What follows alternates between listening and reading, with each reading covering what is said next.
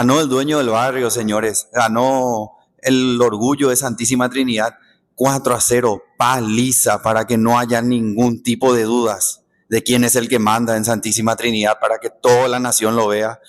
4-0, la primera goleada de esta magnitud en primera división, por supuesto, ya que tanto le gusta a ellos recalcar en primera división esto, primera división lo otro. Acá tienen 4-0, goleada apabullante en las gradas, dentro del campo, en todo sentido.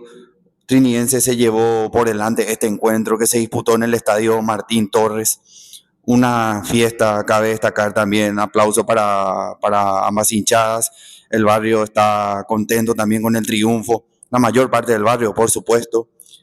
Qué felicidad tremenda cuando el equipo, hablando de fútbol, consigue la solvencia que necesitaba arriba, la contundencia, porque eso es lo que yo siempre repito y repetía, que eso es lo que nos faltaba. Teníamos todo, nos faltaba el gol. Y acá está, señores, en estos últimos partidos lo estamos encontrando. Sí, en este partido quizá con un equipo que está peleando el descenso, bueno, en la fecha pasada contra el puntero del campeonato lo logramos conseguir, ¿verdad? Y bueno, señores, así es, los clásicos se ganan. La otra vuelta lo ganamos así 1-0 y a otra cosa. Ahora, para que no haya ningún tipo de duda, una goleada magistral con goles de Morínigo, goles de Mendoza, goles de Nico Maná y también el gol de Fernando Romero. El barrio está feliz, la casa está en orden. Claro, pies en la tierra.